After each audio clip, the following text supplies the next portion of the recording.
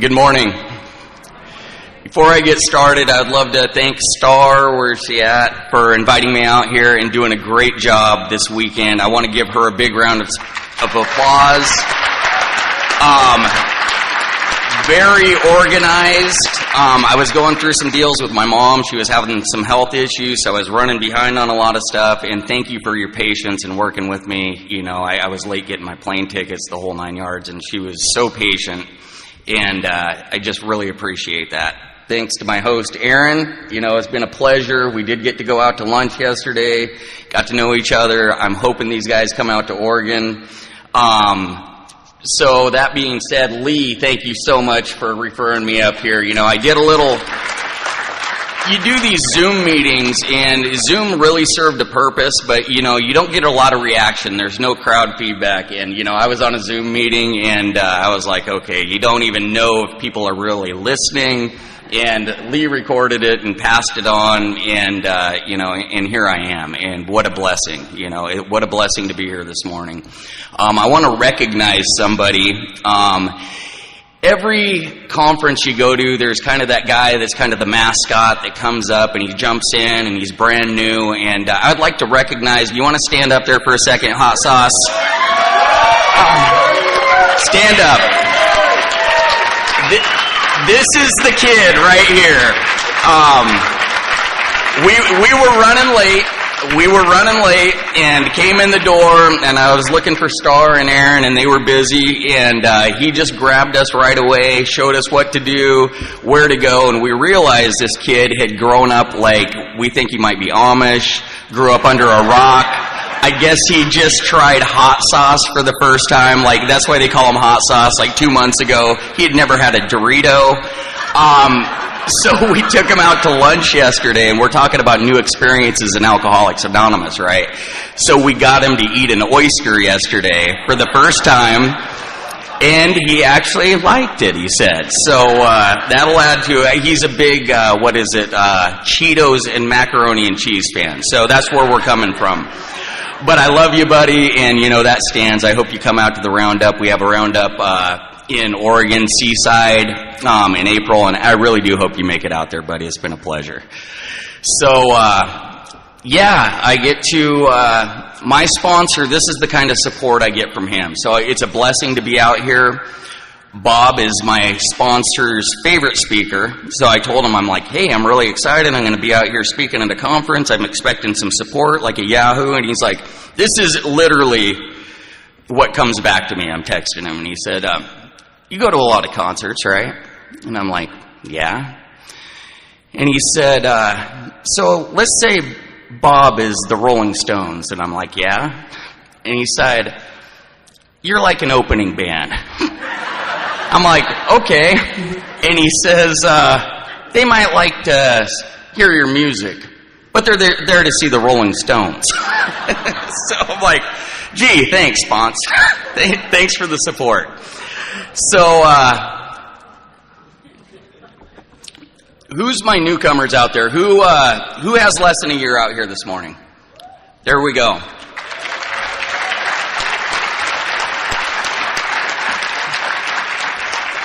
I want to welcome you to Alcoholics Anonymous, and I hope this morning, I believe in the fifth tradition. The only thing I'm doing up here today is carry the message to the alcoholic that still suffers. Now, you might be new. You might be suffering in the rooms.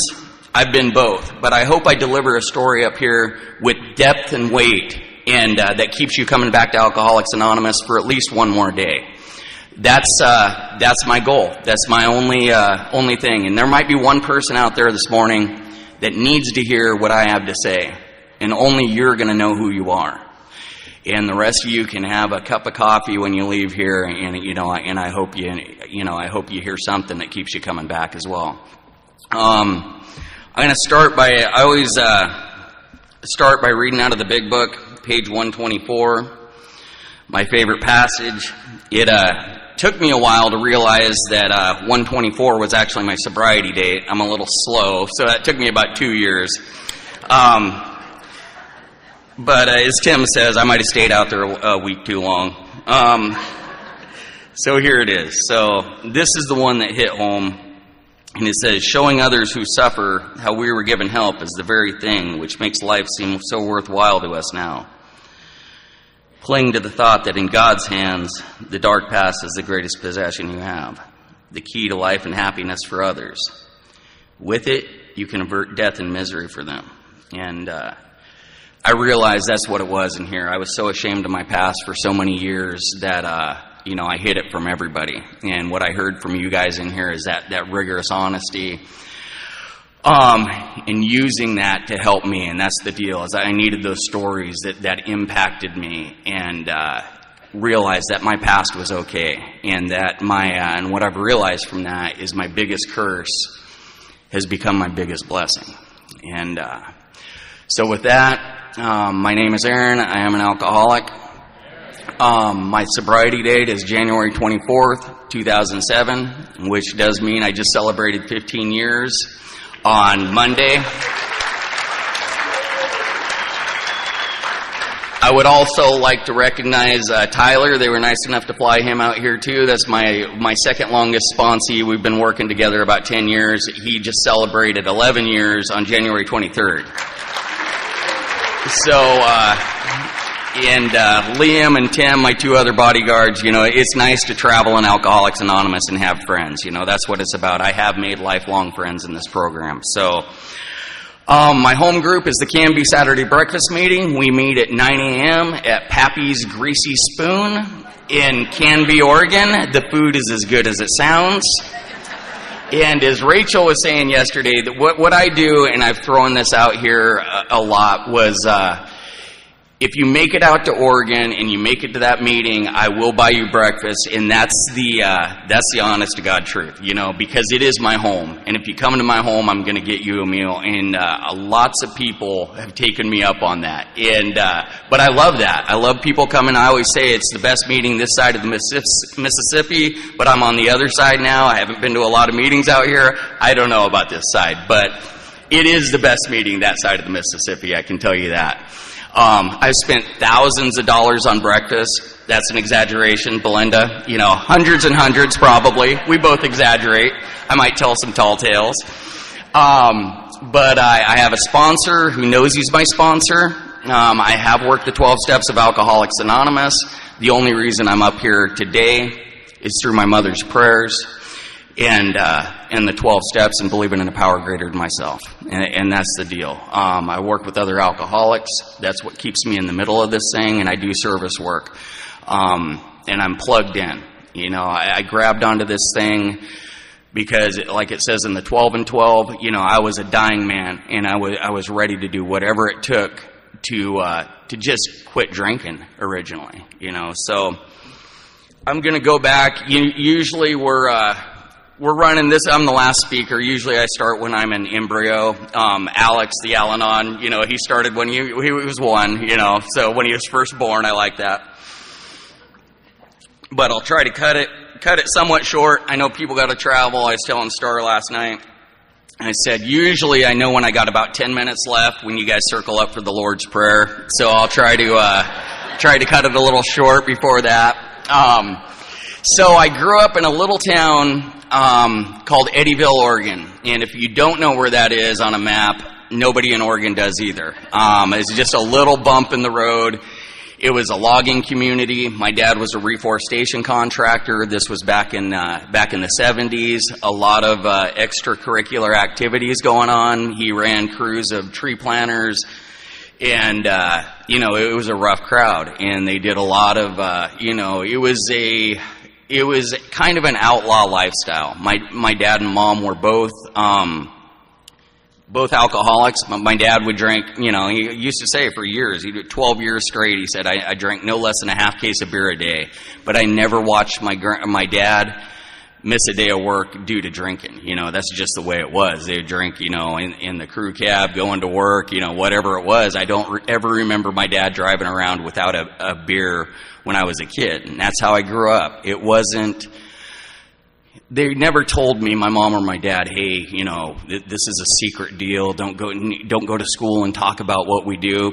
It's just what he did. And I grew into that. Now That being said, well, also I'd like to touch on my grandpa. I loved my grandpa. He was head of sales for Olympia Brewing Company. And this was back in the day, back in the 70s, when Olympia was the big beer. And I had Olympia everything as a kid, right?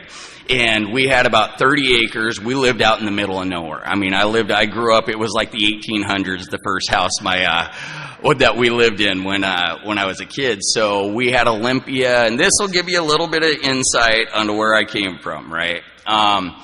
We had an Olympia beer truck was our storage shed, the back end of an Olympia beer, and there was constantly some sort of poached deer. My dad, just had this thing for shooting deer. I grew up on venison, and there was always some sort of animal hanging in there. And so that just gives you a little clue of who your speaker is, right? And like I said, outlaw lifestyle, but hard workers. I come from a line of hard workers. And so I went to school in Eddyville. I graduated with 19 kids in my class, pretty much the same 19 that I started school with. It's like a family when you grow up like that. Like I said, it was a logging community.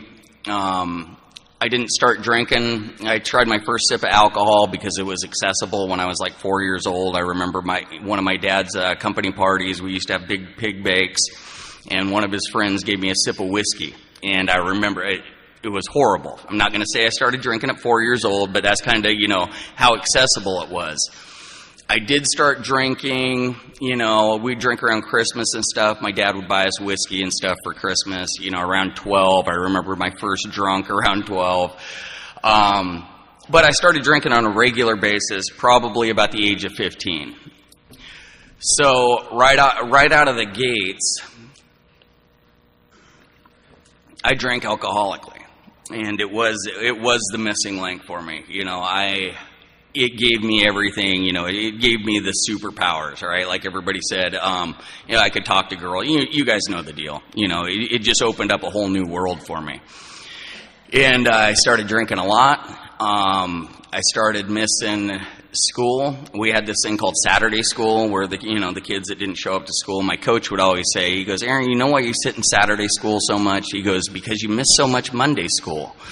And that became a recurring theme in my life. I missed a lot of Monday school, missed a lot of Monday work coming up. I went right into high lead logging when I was 17 or 18 years old. Tim says, out here you see a lot of, what we call kind of toothpicks on the logging side. We're talking 200-foot timber, and it was hard work, and it's basically when you're out there, it's like man against nature. And those guys drank, and we could do that. I was 18 years old, and we'd stop at the end of the day, and we'd stop at the store, and we'd all sit around the crew cab, and they'd just feed me beers. And there was no police officers where I grew up.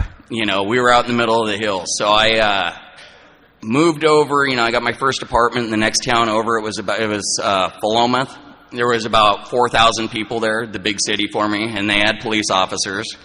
And I'd walk down Main Street drinking a beer because that's how I grew up, right? And they'd roll up, and I'm like, I'm a logger, right? I'm doing man's work, and I can drink when I want. And they'd go, "That's awesome. Let me drive, write you up a minor in possession. Here you go." I got a lot of those. I didn't learn my lessons very quick. I had a lot of fun. I think Rachel was saying I had a lot of fun drinking, and it took me to a lot of crazy places. But I drank right out of the gate. The big book talks about, the problem drinker, like, hey, maybe you have a problem or problems with your wife, or you get in trouble, maybe a DUI, and the problem drinker can quit. I blew right past that. Because consequences were not in my vocabulary. They just weren't. I'm going, part of me growing up and part of me drinking was just, I got in trouble with the law. There was I didn't care. That was just part of the party. 18 years old also, my first DUI. And I was introduced to Alcoholics Anonymous at that time. And I remember it to this day. It was a tiny little meeting in Philomath. It was a Wednesday or Thursday night, and I walked in there. And, court ordered, and the topic was serenity. And I'm like, I have no idea what they're talking about. And they're going around the circle. The one thing I do remember is this lady, she was old, 40, 50 years old, right? And she says, my idea of serenity is I just stay home on a Friday night and I pet my cat. And I'm like, this is not for me. All right? That was my first meeting. So I'm like, how do I get out of this? Somebody tells me right away, it's an anonymous program, right? You just sign your own slips. Thank God. And so there I'm off ripping and running. And I get, by 19, I have a wife. I have a son on the way. By 20, by 20, I'm divorced, and one of my least proud moments standing up here, I just turned my back on my family.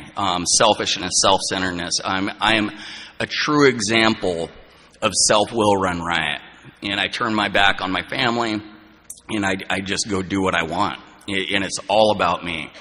And I figure as long as I'm just doing what I want to do, I disconnect from my family, from my mom and my dad, and I'm only hurting myself. So, and I'm still having a good time. So I'm a logger, exhausted on Friday nights. So, I get into something that, my friend Rick says, we call them outside issues. He calls them drugs. I got into some stuff that kept me going a little bit through Friday into Sunday night, and that really, what it did for me is it accelerated my alcoholism. It just put the pedal to the metal for me. And that's when I really started getting into a lot of problems with the law. It was the alcoholism times 10.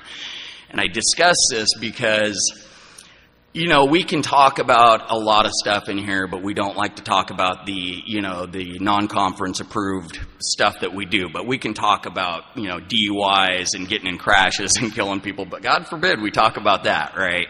And I can say every bad decision I made was due to alcohol. My alcohol bookended both sides of, where I started, where the fun started and where the fun ended, and everything in between was just chaos due to my alcoholism.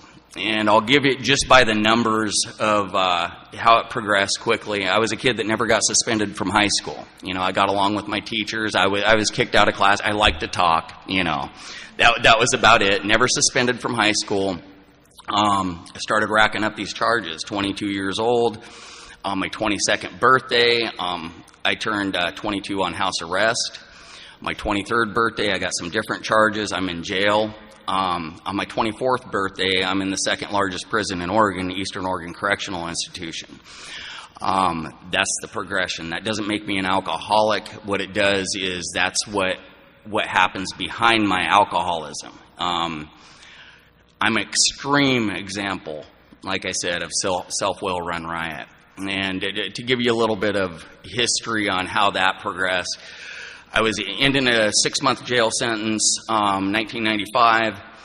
It was followed by, that jail sentence ended when I could get into a treatment program, and it was 28 to 56 days. And they were letting IV drug users out of there in 28 days. And I'm like, I go to the counselor, I'm like, well, when am I going to get out? These guys have real issues, it's like... And he said, Aaron, he goes, we're keeping you here for the full 56 days. You're lucky we don't have a 56-week program. And I'm like, but what I didn't realize at that point was, there were so many underlying issues to my alcoholism. There was so much stuff that I had to deal with, and I had no idea. I just didn't. Just a couple months after that, I racked up some more charges, and that's when I was going to head to prison. So I didn't have, at that point, everybody I was hanging out with, I kind of separated myself from my town, from my family, all the families I grew up with, and I took on a whole new group of friends, right? Friends. And don't make me tell the story, Tim. So, whole new group of friends. And so I'm in the, my dad said one of the most heartbreaking things he saw as a parent was, when I had to come in shackled and chained to 4 other guys walking into the courtroom. And I knew I already had a suspended sentence going into prison. And my dad had asked beforehand, is there any way I can speak on his behalf? He asked my attorney that, and my attorney's like more than happy to have somebody speak on my behalf at that point. My PO was so done with me, she wouldn't even come across the street to sit in on my hearing. And so what my dad does is he gets up before the court and he says, Your Honor, he goes, I hope you give him the maximum prison sentence that you can under these guidelines, because he's a danger to himself and he's a danger to society. And that's what I'd become. That's what I'd become. So from there, I go into Summit Boot Camp program. That was a prison program we had there in Oregon at the time, and it was a great program. It cut time off your sentence. So I was sentenced to 24 months. This was a program of 6 months. It was ran by ex-military, Air Force, Marines, everything that you do in the military. I was prepared to do push-ups in the mud for 6 months. It was 16 hours a day, 7 days a week. We got one phone call, 10 minutes, and like a lot of us hardcore criminals do, I'd call my mom every Saturday, and she was always sitting by the phone, but I made it through that. I was one of 23 or 24 out of 63 that made it through in my platoon. And they had work release in there. They had cognitive restructuring. They had alcohol and drug. They'd bring in meetings from Alcoholics Anonymous, which I thought was cool, but I'd never heard, my friend always said it was kind of like Charlie Brown's teacher, was womp, womp, womp, womp, womp, and so I set some goals from there. So you got to remember, at this time I was in Benton County, I was in town at Corvallis, it's a college town, there was about 60,000 people. I write my aunt a letter, I want to get out of town, I want to get away from the alcohol, from the, alcohol and the other stuff. And so I write my aunt a letter. She lives up in Portland. So I'm like, hey, I got to get away from the alcohol and the drugs. Can I move up to Portland? And it's about, 600,000, 500,000 people. I'm like, yeah, smart move. And so this is the story. She said, you can come up for about 3 months and stay with me. So I go up there, I enroll, and I get a job right out of the gate. I enroll in college, 2-year program into criminal justice because I get out of prison and I want to be a cop. The big book, I believe, calls that delusional. I had a lot of delusional thinking. So I move up there, and it's not long before I thought, I was weaned on the beers of, I drank Jack Daniels and Hams and Olympia, and they had microbrews was a big thing. It still is in Portland. I'm like, well, this might be a little bit different. I'll try some, try a microbrew, and right off the bat, guess what? It has alcohol in it. And, the doctor's opinion has, it talks about it. It releases the allergy. I have an allergy that says once I ingest that, the allergy is an abnormal reaction, which means I automatically have a craving and I want more. Deal is, I live in a big town now. I kind of get away from the other stuff, get away from the criminal behavior, which now all I do is drink and drive chronically. But so I'm up there on this 3-month stand at my aunt's. 3.5 years later, I'm still working through the 2-year program. I don't have a job. I'm still living at her house. And she says, Aaron, she said, I think we've done all we can do for you here. You're flunking out of school. You don't have a job. And so you need to get out.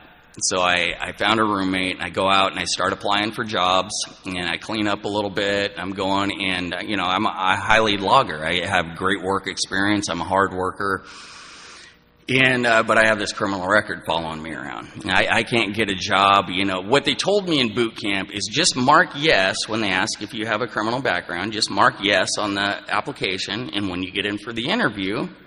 Obviously these people don't have criminal background. When you get in for the interview, you just kind of explain yourself.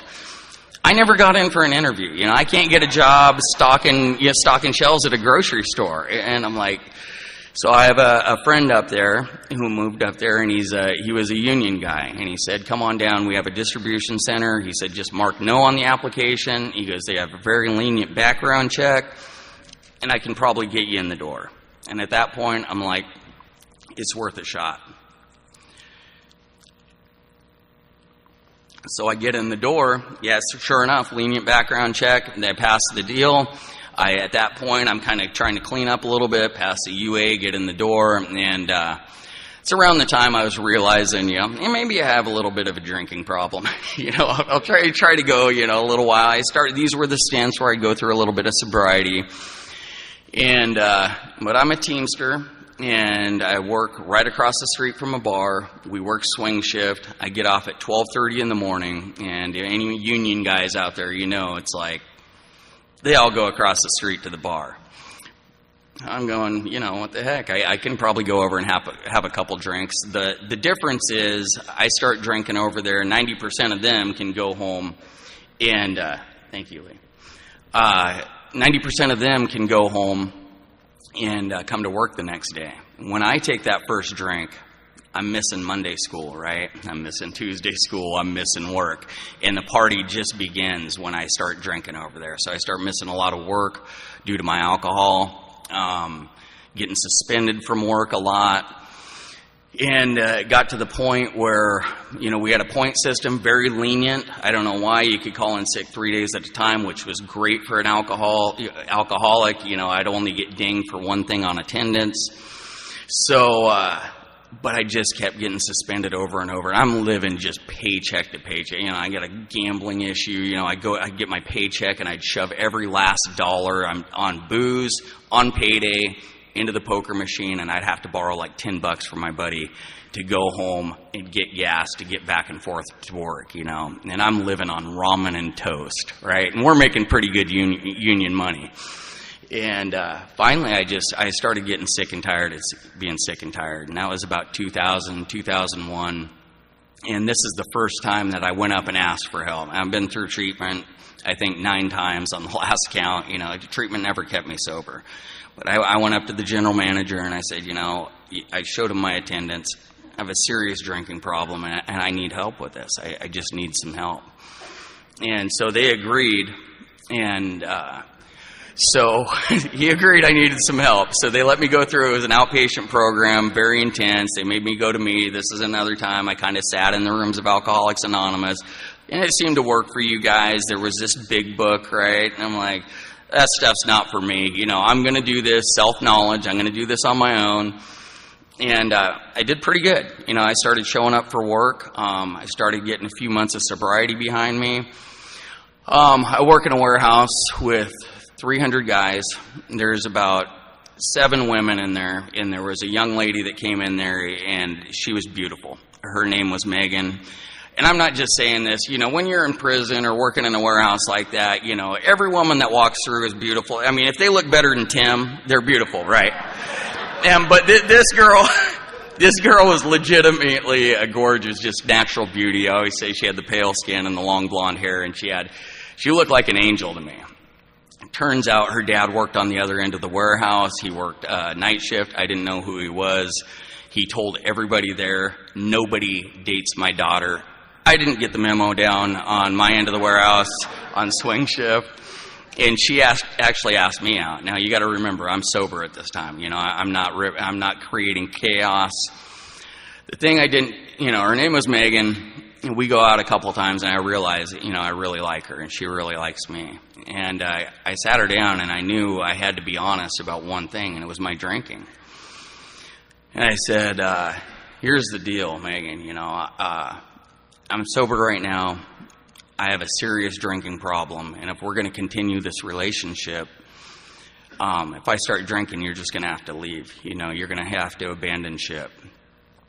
And stayed sober. Her dad wouldn't meet me for several months, even through my sobriety. And he was this big, burly, looked like a pit bull at the time. And it was just scary. He really was. And his buddies and him would walk into work as we're changing shifts, and they would just give me that look. And he would tell me, I'm not meeting this guy. I do not like him. So after several months, her mom finally told me, she's like, Martin, she's in love. If you want to have a relationship with your daughter, you're just going to end up having to meet this guy. So he had me over to the house for dinner. It was very quiet. I don't think he didn't say 2 words to me. We were going to go to a movie afterwards, and he wanted to have a little talk with me. He always says the first thing I did right is I actually showed up. And so he takes me in the other room. He sits there for a couple minutes, and he looks at me. He's like, Aaron, he's like, here's the 3 things I do not like about you. And it was all downhill from there. And he was still not happy that I was dating his daughter. So from there, I ended up going to visit a friend in South Dakota. I think I had probably 10 months sobriety at that time. I don't know how to have fun with an old friend without drinking a little booze, right? And I sat there, and I remember looking at that, and we were in a bar, and he's like, you don't have to do this, you know. He was drinking, and I sat there, and I contemplated that drink for probably 20 or 30 minutes. But once that obsession starts kicking in, no matter how long it's been, I sit there and I think about it, and I think about it, and I think about it, and I'm going to drink. And next thing I know, I wake up in a blackout, you know, on his couch, and I have no idea how I got there. And if I went out and drank today after 15 years, that's the way it would be. You know, I'd be out drinking and driving tonight. Everything I've learned in Alcoholics Anonymous would not keep me from drinking and doing the exact same thing. Because once I crack that beer and once I start drinking, once I take a shot of whiskey, all my common sense is out the window. I would say my IQ automatically drops by about 50%.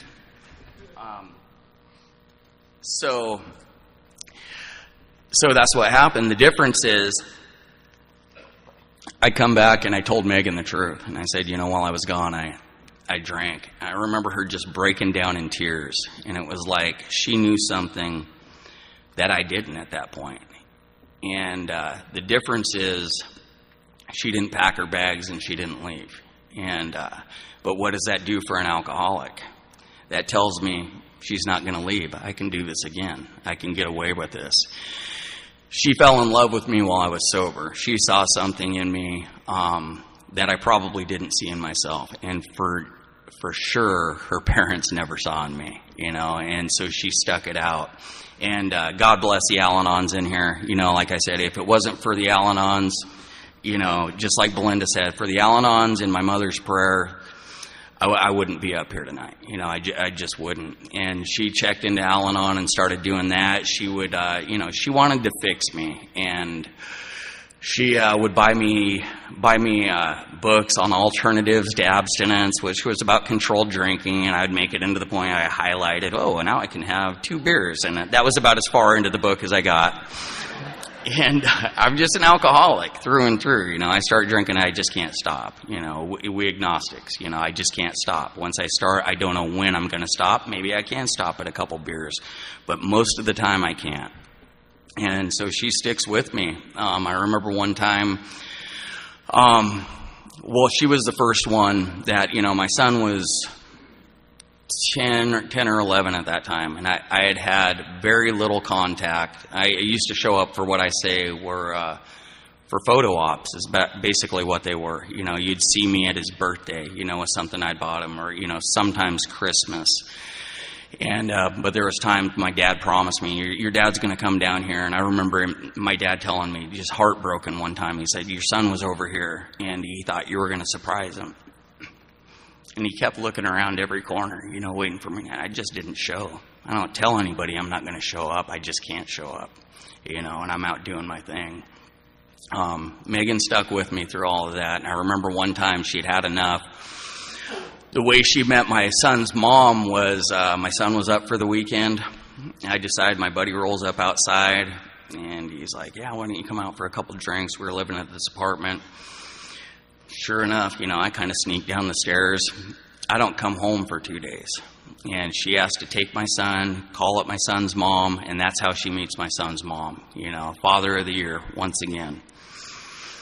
And she stuck with me through that. And I would try to get sober, and I'd go through little stints of sobriety, and she would see the guy that she fell in love with. And, you know, here and there. I'd hide alcohol, you know, all over the place. I had alcohol hidden outside. I had a dog at that point, and I'd hide alcohol. I'd go over to the store, buy beer, and hide it outside. And every time I'd go out to walk the dog, I would drink. And I had the healthiest dog you'll ever see, right? Like, I'm just like, I'm walking that dog every 15 minutes. And she's like, wow, he really cares for that animal, right? But, so she sticks with me through all of that. Another DUI, I have the breathalyzer in my vehicle. And to give you a little, I would leave work, And B, you could give me a lie detector test, and I'm sure you guys can relate to this. And the guys would go, we're heading across the street. You want to come over for some drinks? I'd say, no, I'm not drinking. I'm not drinking. You give me a lie detector test at that point, I'd pass it. 30 seconds down the road, I'm pulling into the nearest convenience store, and I'm going in to get alcohol. And I have a breathalyzer. I have a 15-minute drive home. I know that doesn't go off for 20 or 25 minutes. I have it timed, so I can leave that vehicle running so I can go in and get the booze, so I can have that sense of ease and comfort within that 15-minute drive. And if I get pulled over, I have to explain to the cop why I'm driving with a breathalyzer with an open container. That's alcoholism, and it was just over and over. I always say, like, the criminal behavior was gone. All I did was chronically drink and drive, and in blackouts. And I used to say I drove more drunk than I did sober, and that's the honest to God truth. I would try to get myself even just to go to work, and I'd be driving down 205, which is a freeway where we live, and I'm chugging beers on the way there just to get myself even so I could show up, right? And Megan sticks with me through all of this, and her parents don't see what she sees in me. But I do. One thing I did right was during one of my periods of sobriety on a Christmas Eve, I hid a ring in her stocking, and I proposed to her, and she said yes. And I did that right, and I did it sober. So we're planning on she drags me along. When she first met me, I'm living in, the last person that would have me in was my little brother, and I'm living in a back room. I'm 29 years old. I'm living in a room he's renting me. And she's like, don't you think you want to move out and get an apartment or something? I'm like, I don't even know that was possible for me to move out and get an apartment on myself. Usually I just bounced around from, hey, if a girlfriend had an apartment, I'm just moving in there, right? And so she was the one that kind of pulled me along, and she had a good job. She worked for a bank. She said she wanted to buy a house. So we go out Molalla, where I live now, and her whole family's out there. And we get a house built out there, and she's just dragging me along by my coattails. And we stayed with her twin sister, my brother-in-law Joe, who was a Portland police officer at that time, and I'm trying to remain inactive. I would drive around the block just drinking, waiting for him to go to bed. You know how hard it is to remain in active alcoholism when your brother-in-law is a police officer, and I'm driving home drunk every night. But we lived with them. We had a house built in 2006. We got married in September of 2006. And I was drunk. I look back at the video, and I remember coming in, where they're supposed to welcome the bride and the groom. And I don't know what I'm supposed to do, and I head straight to the bar. There's no welcome. They got to tell me what I'm going to do. No, we got to introduce you, and I can't get to that alcohol fast enough. And that's what she had to live with. But she fell in love with me sober, and she stuck it out. She stuck it out. But that was the last year of my drinking, was 2006. And as far as, getting in trouble and all that, that was the worst year. My son had this medication that I would take, and I'm stealing it from him. And, it was one of those medications where I can drink more, and I'm blacking out, and I'm having to tell his mom he lost his medication. Once again, Father of the Year, right? Father of the Year. And I'm miserable. And half the time I can't make it up to go to work. 2006, I missed 30-plus days of work, plus my vacation. I have doctor's notes for clinical depression, whatever it was, to get me a note to keep me out of work, And I was getting miserable. I was so sick and tired of being sick and tired. And the drinking, like I said, in the beginning it was about 90% fun, about 10% bad. And in the end, it was about 10%. I'd get that sense of ease and comfort. And I would just, I'd stay up at night. I worked swing, and Megan would be asleep. She worked days, and I would stay up there. And I'd pop whatever pills I could. At that point, I weaned myself off everything else. I'm taking prescriptions, not mine, but I don't feel so bad because there's a doctor's name on it, right? So I can stay up all night and drink and, still crash out in the morning. And half the time, she doesn't know what I'm doing. But, I was a slave to alcohol. My brother always says, I drank to be free. And by drinking, I created my own prison. And that's the truth. In the end, it was like, I'm in a bedroom and I'm begging my wife, please, just get up and get me some booze for tomorrow so I can make it to work. And sometimes I would, and sometimes I wouldn't. And sometimes it was just enough booze to get me to get to the store, to the liquor store, whatever it was, to get some more alcohol in my system so I could function, and I tried a little bit of Alcoholics Anonymous. There was one guy, my father-in-law, at this point would just try, you realize his daughter wasn't leaving me. One time she packed up to go. And she went home, she packed a suitcase, and Martin's an old school guy, and he's salt of the earth. And he said, she said, I'm coming home, I can't handle it anymore. And he goes, let me tell you something, Megan. And his favorite uncle, Martin's not an alcoholic, but his favorite uncle died of alcoholism. And he said, I'll tell you one thing, Megan. I can tell you Aaron's an alcoholic. And you can love him or you can leave him. But you're never going to change him until he's ready to change for himself. And so you can love him or leave him. But I'm not going to be that dad that brings you home every other weekend. So you make your choice. And so she made a choice to stay. That's before we got married and before I ever proposed. And she stuck it out, through thick and thin. And she wasn't a drinker, she was a normie. And so I just knew I was just miserable. And I would put together the big book says, one more attempt, one more failure, right? That was the story of my life at that time. And I remember sitting out in the driveway one time and had a little bit of sobriety, and I'm just craving alcohol. I just thought about it, and I'm like, is this the way my life is always going to be? That I get a little bit of sobriety, and then I just drink into misery, and I get a little bit of sobriety, or what's it going to take to get me sober? Am I going to be that guy that has to use a wheelchair to get him into a high school gymnasium to tell him the dangers of drinking and driving, and that's what got me sober? These are the thoughts. I just could not stay sober no matter what. January 1st, 2007, I had probably 20 days of sobriety, and that's probably the longest stretch I'd had in a long time. And I'm running on self-will and self-knowledge, and I write down, the very top of my New Year's resolutions, I write, do not drink, because I knew everything under that was dependent on that. And all I wrote was, be a better father under that, be a better son, be a better husband, be a better friend. Just wanted to be a better man. That all hinged on my drinking, right? And I'm going on my own self-will. I can do this, my own willpower. January 5th, 2007, I take my son down to a little rock and roll show down in downtown Portland, 2 blocks out of there. I get pulled over, and I've been drinking. I have that drink, and I can't stop. I get pulled over with my 16-year-old son in the car.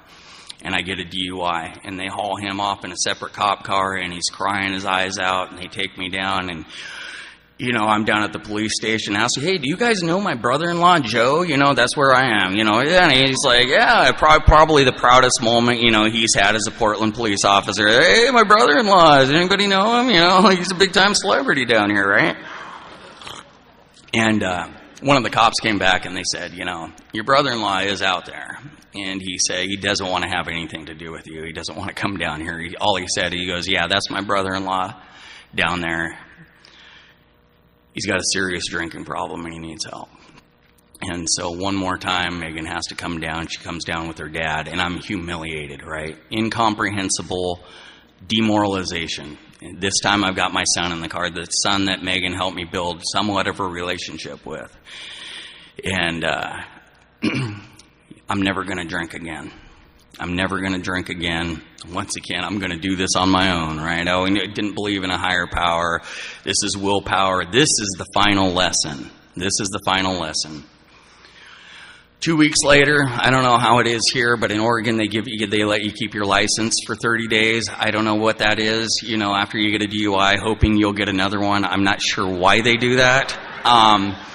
2 weeks later, I'm driving home from work, and autopilot. I'm sure a lot of you guys relate, and I'm pulling into it. I had at that time about a 13, 14-mile drive home, and just automatically my car pulls literally like autopilot, and I go in to get one 24-ounce can of beer. And this many years into my drinking, I'm pushing 20 years of drinking, and it always starts out, I'm never going to stop with that. But my head still tells me this time it's going to be different. And the book says, you know, you ask an alcoholic 100 times why he takes that next drink, and 100 times he's going to give you a different answer. Once in a while, it might be the right one. I don't know any more than you do, you know, and I know you guys get that. And from there, that starts me on a 5-day bender. I'm drinking out of shame and guilt, which is what I did a lot. You know, I drank out of shame and guilt until I did something until I drank that away, until I did something that I felt guiltier about, and then I would obsess on that, and I'd drink to get rid of that, and that's just how I ran. And so about 3 days into that, I'm drinking with my son. I'm feeding him beers. You know, last man I ever drank with was my 16-year-old son. You know, I'm not proud of that. About 3 days in, I'm missing work again, and I'm right on the borderline of getting fired. Like I said, Martin works out where I did, and Megan's parents come over, and they're doing what normies do. You know, Aaron, you got to get up for work. You got to go to work. You're going to lose your job. You know, you got a house here. You got a house payment. You know, please, you know, you got to treat my daughter better. And they sat there for hours doing this, making me food. Feeding me black coffee, and I would be sneaking off. I got to go to the bathroom. I got a bottle of whiskey back there, and I'm hitting the whiskey, you know, and I'm like, I can't get myself even enough to promise them that I'm going to make it to work. And I can't do it. I can't do it, and I'm not going to go. And I remember to this day, I can still visualize, and her mom and dad leaving the house, and her dad just had his head down.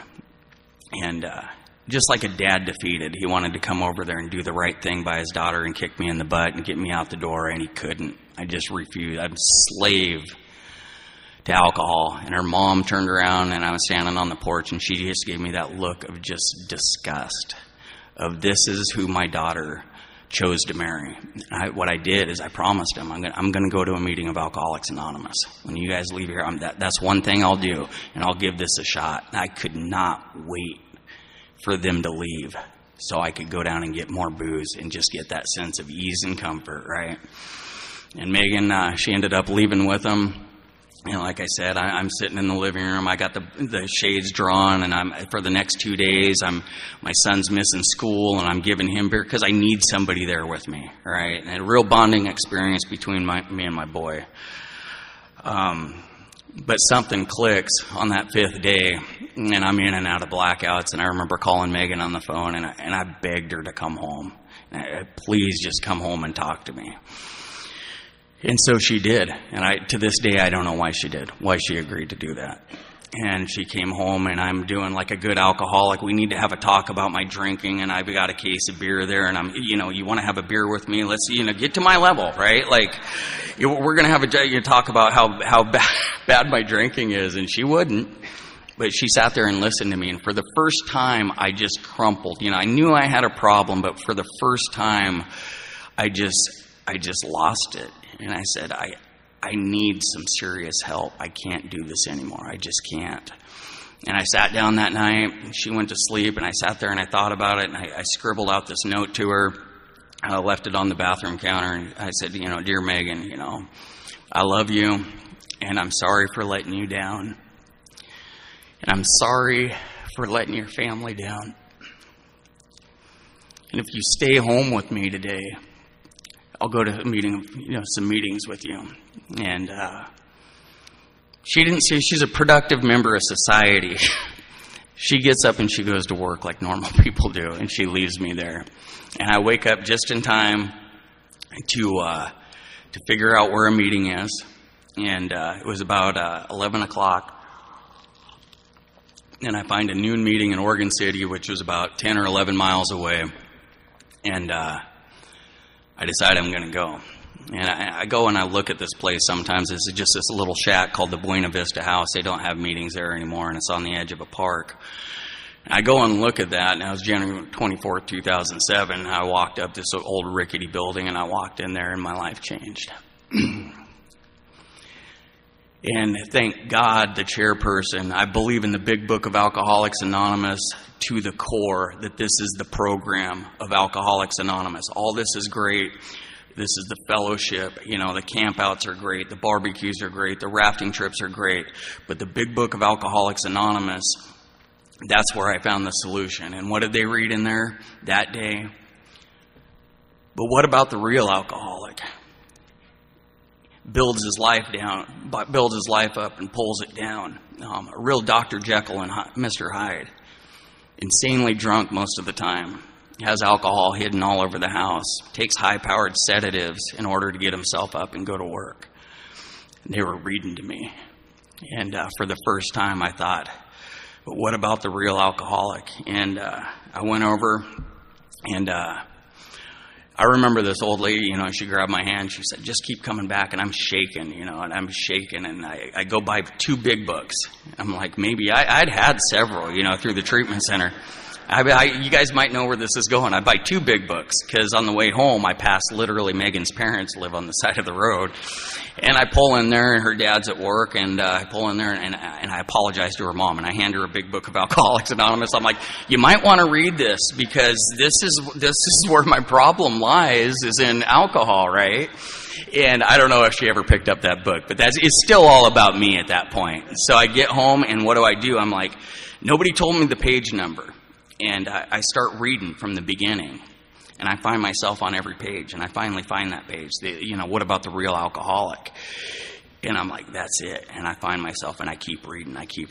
And I just had this hope. And I remember telling my son I remember I had 18 months sober. And I'm like, can you believe that I have 18 months sober? To this day, I can't believe I have 15 years. And I'm still in shock and I'm still in awe. And he goes, Dad, I can't believe, I can't believe how different you looked the first day that you came back from Alcoholics Anonymous, because I heard hope in there for the first time. I came in there honest, open, and willing. All I wanted to do was quit drinking. And you guys gave me hope, right? And that light went on, and I had an obsession to drink. Always. My brother used to say, man, when you think about a drink, it's like a hamster on a squeaky wheel, and you can hear that. And you obsess. Let's go to the bar. Let's do this. And that obsession would not stop until I drank. And I dug through that book and kept going in there. I'm like, I'm going back to that meeting. You know, there's something to this. About 3 days in, I heard this guy, Steve Little. I use his name now because he's passed, and he was this big burly guy. And just a magnetism for Alcoholics Anonymous. And he talked about getting in fights under the logging bridge. He was an old logger and stealing Mad Dog 2020, and the cops chasing him down with a gun. And he said when he'd get pulled over, he'd grab the cop's gun hand first thing and punch him in the mouth. I'm like, I can relate to this guy, you know, but people loved him, right? And I'm like, wow, you know, he has this magnetism. He's celebrating 20 years, and he was the first guy. I went up and I shook his hand, and I'm like, congratulations. And I put myself out there. That was the difference. I didn't sit in the back of the room and look for the opportunity to leave. I looked for the similarities, and I just kept hearing them. And so I kept going back to that meeting. He gave me hope. I'm like, oh, here's the deal. I'm like, I like this. I'm going to find some other meetings. So I flipped through this book, and it's the Can't Be Saturday breakfast meeting. And I go, my home group till today. And I go, God, these people can all afford breakfast. They must be doing better than I am. And that's literally how I picked that meeting. And so I walk in there, and same thing. I'm within my first 30 days. My first 7 days. I got a 24-hour coin in there. They're the nice brass ones, the heavy metal, and I'm like, wow, these guys really, and nothing against the plastic. I don't know if you guys do that back here, but I'm like, this is, something, right? These guys believe in this stuff. And that room, it's a lot like this conference, it's been talked about in there. It's never lost the electricity of Alcoholics Anonymous. And at that time, there was probably 40, 50 people that went to that meeting, and you'd walk in there and just the buzz was electric, and you felt that energy, and it was like, this is so attractive. And I remember walking in, I was early, and the first person I met was Steve Little, and he's sitting at the end of Steve's deal was he would remember your name, because early on, he said when he was bouncing back and forth, he had been out for about 3 months, and this guy came back in, and this guy grabbed him, and he said, "Hey, Steve, how you doing?" And he goes, I left, and he goes, I broke down in tears, and this old timer grabbed me, and he said, "What's wrong?" He said, "That guy remembered my name." He said, "How'd that make you feel?" I said, "It made me feel great, and he said, "Then you do it." And that was Steve's thing. He would remember everybody's name that came into Alcoholics Anonymous. And he made you feel important. He made you feel a part of. And so I listened to what was going on in that meeting specifically, and I'm sure a lot of you guys do it. They were talking about skydiving and traveling the world together and doing all this stuff and climbing mountains and going to concerts and sporting events. And I'm like, this is a whole different thing than I thought Alcoholics Anonymous was. That was, the first meeting gave me hope. The breakfast meeting gave me a view of a whole different life of what Alcoholics Anonymous was. It was a program of living, right? I literally thought AA was, you went there 1 hour, wherever you could fit a meeting into your schedule. You went there for an hour a day, and you whined and cried about your problems. You all talked about how you wanted to drink, and then you just really didn't know each other outside of that, and you all went home, and then you just met for an hour a day the next day, and you all whined and cried. That's what I thought Alcoholics Anonymous was. And thank God for that meeting, And so, on top of that, so I kept going back to the noon meeting. And one thing about that is I became accountable to that group. I wanted to do this different. And so what they would say is there anyone here in their first 24 hours of sobriety? And I would raise my hand every day, and I became accountable. And I said, "My name's Aaron, I'm an alcoholic." But they didn't say since the last... I was like, I thought they all thought I was drinking every night, because there was no disclaimer. I wanted to be like, but I didn't drink last night. It's like all they said was, there anybody here in their first 30 days of sobriety? Every single day I would go in there. I could not wait for my 30th day so I could just say, I've got 30 days, right? And I'm reading through this big book, and you guys gave me so much hope in those first 30 days, And I hope if you're here and you have under 30 days, and Bree, I hope you're in here today, maybe not, with the 24 hours last night. I just hope you guys get what I got. And I was just thinking, what a change in life. And I had that 24-hour coin, and I just clutch onto that thing. It's 29 days. Like I said, I work a swing shift. And I work swing shift, and I remember we have a huge warehouse. It was a distribution center for Kroger, and I'm hanging on to that, and I'm hanging on to the 30-day coin. And I remember just finding a place. I find out later this is kind of like meditation. I just cling to that coin, right? And I'm thinking how much my life had changed. 29 days. 29 days. You guys could give me... Let me back up. What had happened my third week? The hurdle for me was God. And if anybody in here, I'm sure there's a few of you, my hurdle was God. I didn't grow up in a religious household. I just didn't. I had no idea. But I was honest, open, and willing. It's indispensable, is what the back of the big book says. I was honest, open, and willing, and I was willing to listen. I knew the God thing was going to be a hurdle for me. I just did. And 3 weeks in, Canby Saturday breakfast meeting, there was a guy by the name of Ron, and he was celebrating 20 years. And Ron had done 8 years in the Oregon State Penitentiary, and I used this story with his permission. And in the late 80s, he had killed a mother and her 2 children in a drunk driving crash. And somebody had brought a meeting in there. He didn't have a sobriety date because he says when he got his sobriety date was when he went to a meeting inside the penitentiary, and there was a guy named Chicago John that had grown up in Chicago, also had a manslaughter charge, and he pulled Ron aside after the meeting, and he said, "Here's the deal, Ron. You can't unring the bell, but you never have to ring it again." And I listened to the feedback, and Ron's a humble man, and I always still say, Bob Dylan said of Johnny Cash, after Johnny Cash passed, he said, Johnny was the North Star. You could guide your ship by him.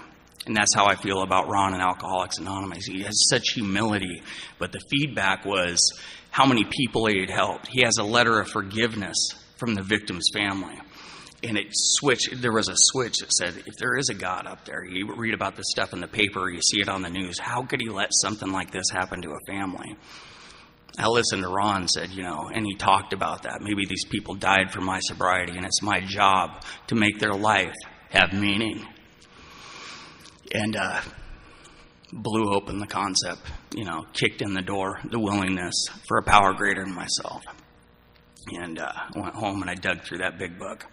This is 3 weeks in, and I find a simple prayer in there. And, I hear Hot Sauce do it after the Serenity Prayer. I hear this, thy will, not mine, be done.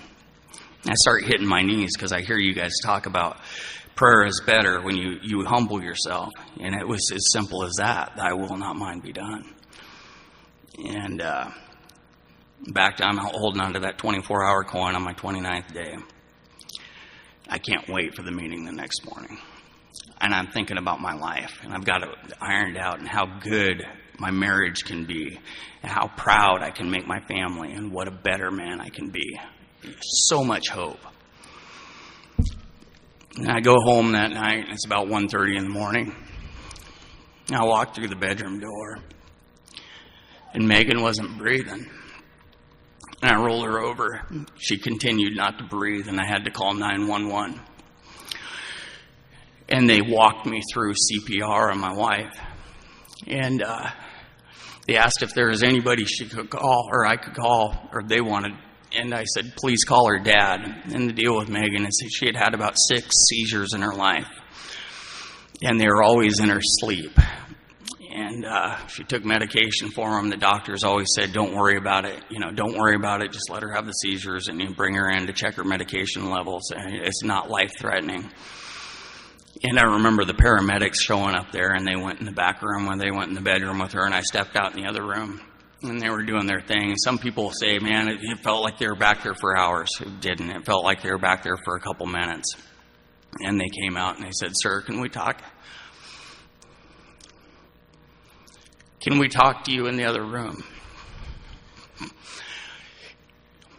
And I knew then she was gone.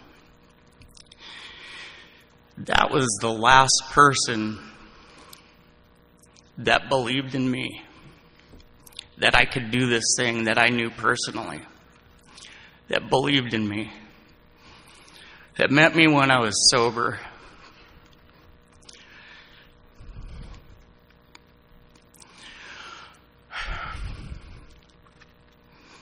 Her dad pulled up, and he came into the house, and he thought it was just a routine, a seizure. And I tried to grab him. I said, Martin, she didn't make it. And he brushed past me, and paramedics grabbed him, and he just crumpled and hit his knees.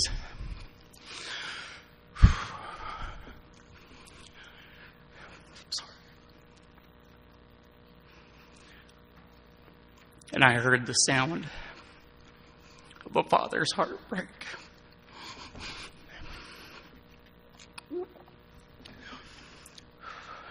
I never want to hear that again. And I knew right then my life was different. And I was at a crossroads. And I didn't make it to that meeting the next morning. And the family was in shock. My brother came over and didn't get that 30-day coin. I'm sleeping on the Saturday morning. That was late Thursday night, early into Friday morning. I found her, but it was about 2 a.m., 1:30, 2 a.m. And sleeping on the floor of the living room. And I got the door unlocked. I couldn't sleep in the bedroom. My brother was back there because it was I couldn't sleep back there for months. And the door opens, and Martin walks through it, and this is about 8 o'clock on Saturday morning. And he said, this is the last thing that I promised my daughter, was to get you to a meeting of Alcoholics Anonymous this morning, and you're going to get up and you're going to go. And what I didn't realize is she had called him the night before she passed away, and she said, Dad, I'm not going to be able to take Aaron to the meeting on Saturday. Can you get him there? I had no idea. And when I think of if I ever question a power greater than myself, I think what it took to get a father up out of bed within a day of his daughter passing, to take his son-in-law, who he doesn't like, to a meeting of Alcoholics Anonymous. I just can't fathom it. And he takes me in there, and I don't want to go. And he stands up, and he says, "Is there anybody here new that would like to share?" And he stood up. We always ask if there's somebody new or from out of town. And he stood up, and he said, "I'm here to support my son-in-law. And my daughter passed away last night, and I'm fulfilling a promise to her." And I remember standing up and saying, "My wife, she wasn't a drug user. She wasn't a drinker. I should be where she is 1,000 times before her." And there's a guy up there. Is there anybody in their first 30 or that has 30 days of sobriety? And today, that's one of my closest friends. His name's Gary. I know him from Adam at that point. And he gives me one of those nice coins, and he gives me a hug. He says, "Keep coming back." And that guy, Steve Little, stands up. He says, "This is Alcoholics Anonymous. When one of us hurts, we all hurt." And that room surrounded us for a good hour and a half afterwards, and people gave us numbers, and they talked to us. And there's a guy, Phil, who's still super active, and he came up, and he's like, "I lost a daughter named Megan, and I couldn't stop drinking afterwards." And he had about 5 years of sobriety at that point. And he hugged us in that room. Martin to this day will say, "I've never felt empathy and compassion like I did in the room that morning of Alcoholics Anonymous." And they told me, "Keep coming back." And so I went back the next Saturday. On my year, I remember Ron saying, "If we were betting men, we would have bet you never made it back after that day." And so we have to put together a memorial within a week. And if you've ever been part of somebody that just, Megan was 24 years old and just passes, right? And we put all this together, and we put together a slideshow, and I'm a mess, and I can't share. And the only thing that I could get out, and I turn around, and she was so loved. And some people say this, they make people saints after they pass away. But I have never heard before or after ever anybody saying a bad thing about Megan. We were sitting in the front row, and I turned around, and that church was packed full of people. And the only thing I could get out is I got up there, and this is me. I'm a huge Johnny Cash fan. We were only married 5 months before, and that's one thing. I'm glad she got the wedding, because she really wanted that. And there's a beautiful version of Walk the Line by Johnny Cash. It's done by Travis Tritt. And if you're a fan of either one of them, Johnny Cash himself said it was the most beautiful version he had ever heard. And that's what we danced to at the wedding. And my uncle was there, and I said, "This is my uncle's going to play it. He's a local musician." And I said, "This is the first and the last song I ever danced with Megan, and it's Walk the Line, and it's a promise, and it's a dedication." And to me, that was a promise that I didn't want to drink ever again. But I'm powerless, right? But you guys have helped me keep that promise one day at a time for the last 15 years. And I thank you from the bottom of my heart for that. I can't ask for anything more. And my brother, he got up, and I'll read we're both music fans, so you'll hear a lot about music here, And I still to this day, besides the fact that Megan was 24, I'm still not sure why he read this, but he started off, and he was able to get through a talk. And he says, hold up. He goes, "I'm going to start with a few words from Neil Young." And it says, "Old man, look at my life. 24, and there's so much more. Live alone in a paradise that makes me think of two. Love lost, such a cost. Give me things that don't get lost. Like a coin that won't get tossed, rolling home to you." And I'm clinging on to that 30-day coin with all my life. with all my heart. And to me, that was Megan talking to her dad. Old man, look at my life. And I'll tell you what about that old man. He drove me to that Saturday meeting for the next 3 years. He took every Saturday. And he would go there and support me. And he told me at 8 years, he's like, I need to make an amends to you, Aaron. He's like, I didn't like you. I was fulfilling a promise to my daughter, one meeting to get you to that first meeting. But guess what? He goes, I saw it was working for you. And I know how important it was to Megan that you stayed sober. So I kept taking you. And he would tell people, I got a meeting to go to. And I think back and I'm like, he took every single Saturday and he's not we were going around picking up newcomers. He would do whatever he could to I look back and that man is one of you talk about attraction rather than promotion. He is one of the biggest promoters to Alcoholics Anonymous there is. Tim always says he had a front row seat to what Alcoholics Anonymous could do. You took me from just the scrap heap and built me into a man that I can be proud of. I remember he would share. My mom at about 2 years, she says, does he ever share at these meetings? And he did. He was salt of the earth, and he would share from the heart, and he would have people in tears. And I said, yeah, he does. He calls himself the honorary alcoholic. And people would chuckle. But when I said that day, just broke down. You ever break down just from the heart and just cry? I'm like, would be honored to be one of us.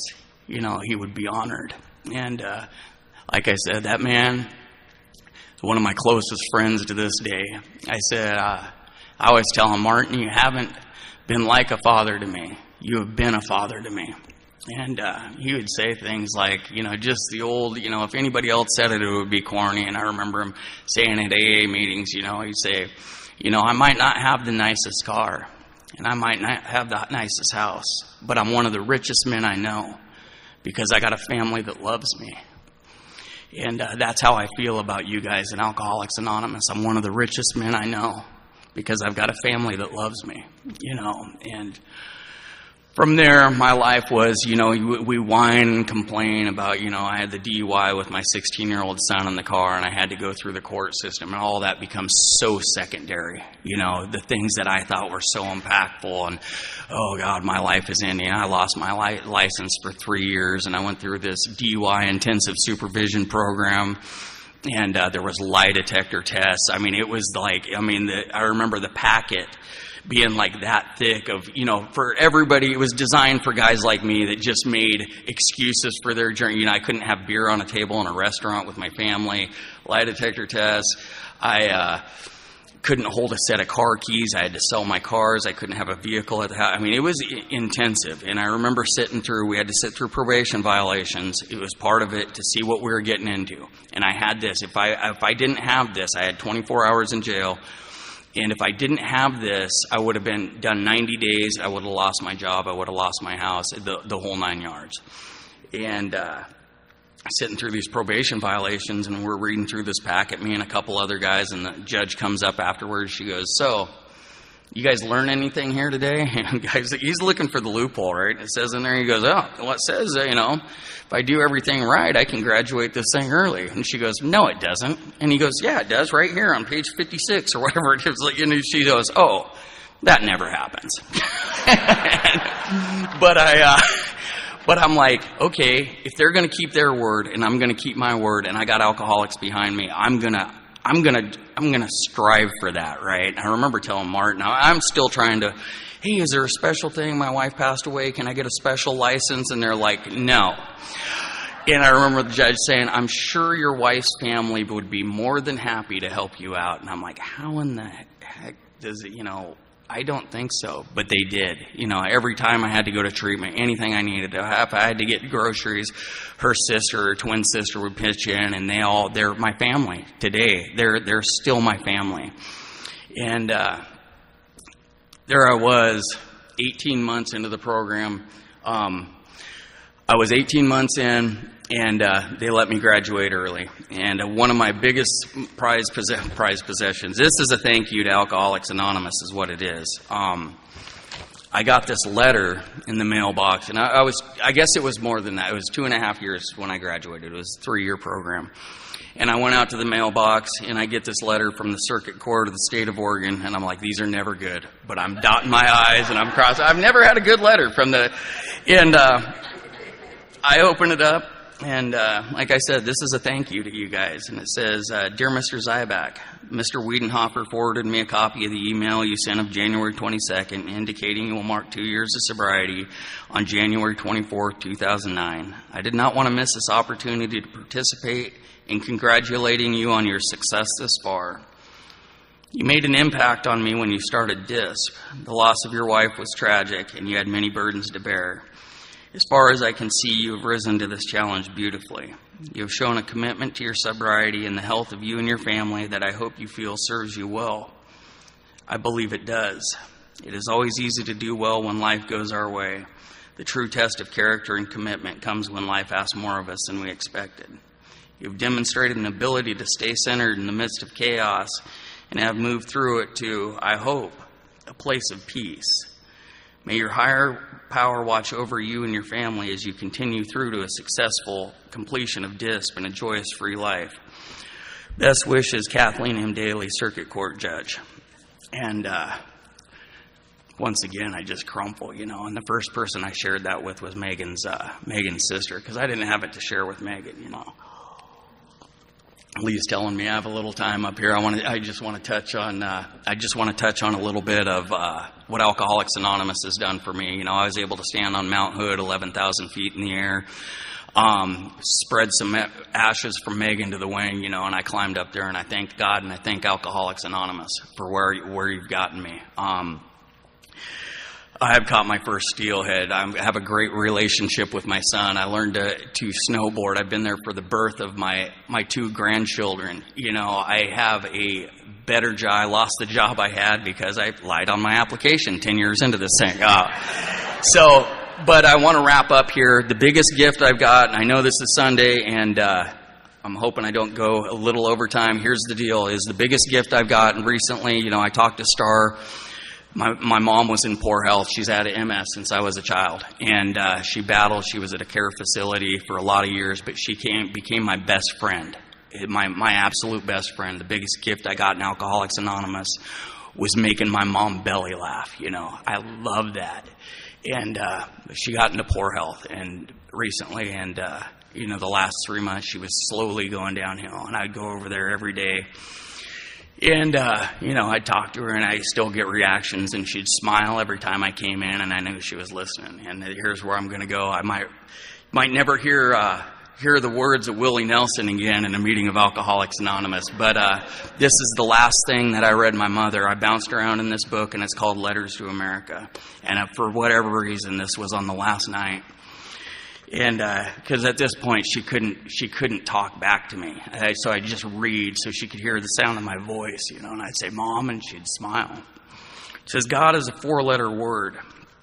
It says no matter your religion, you likely have your own idea of what God is. Some think God is that big guy in the sky who makes all the decisions for us. Some say God is a woman, and some say God is dead. Some say God never was. My view is simple. I believe that God is love, period. End of story. For God runs through everyone and everything. Every one of us loves the flowers, and the flowers love the rain. If you love the ocean, you know the ocean lives and loves to caress the shore. Love is the thing we all have in common. We ache for love. We hope for love. We love and like to be loved. That's God. Take these words of wisdom with you everywhere you go. Tell all the religions of the world, and through them the truth shall flow. But God is love, and love is God. That's all you need to know. That was from a song he's just written recently. And it says, and then he goes on to a letter, it's Dear God, the universe in which we're born is infinitely large, and each of us is so small. We search for meaning when the meaning is all around us. In every moment of every day, we search for you, God. We always have. We try to give you a form that we can understand. You've always been with me in all of your many forms. I started in a Methodist church, but found myself at ease in every religion I've tried to understand. I can't tell you now whether I'm a Baptist or a Buddhist. Considering my footwear, maybe I'm a Buddhist, a boot-wearing man who believes we were put here for a reason, and that by doing our best, we may find the light we seek. If not, our souls are eternal, and perhaps next time around, we'll do better. You spoke to me in the church, and you spoke to me in the fields and in the open pastures. You spoke to me in the songs of the mockingbirds and the blue jays who flew above us. You spoke to me through the rustle of the Texas wind in the trees and through the thunder in the night. And when I paused to listen, you still speak to me. You spoke to me through the music and the guidance from my mother, who told me God always prevails because good and goodness can never be defeated. I wrote a song for you once called In God's Eyes, but maybe I wrote all those songs for you, just as all those songs were gifts from you. You were there with me at the birth of my children and at the passing of my friends. You're with me when I gaze out on the blue bonnets of Texas. You're with me when the rooster crows at dawn. He doesn't sound sweeter than a mockingbird. Try telling the rooster that. I feel you when I marvel and wonder at the brilliant rainbows of Maui, when I sing in the little frontier chapel in Luck, and when I stop for reflection on a quiet weekday in the Methodist church where my sister and I first lifted our voices to the heavens. The beauty of this world and the people in it have always been with us. You give us the power to see and smell and touch it. We are born of love, and it is love that carries us through. I believe that God is love, and I love each and every one of you in here, and God bless you, and God bless Alcoholics Anonymous, and thank you for letting me share.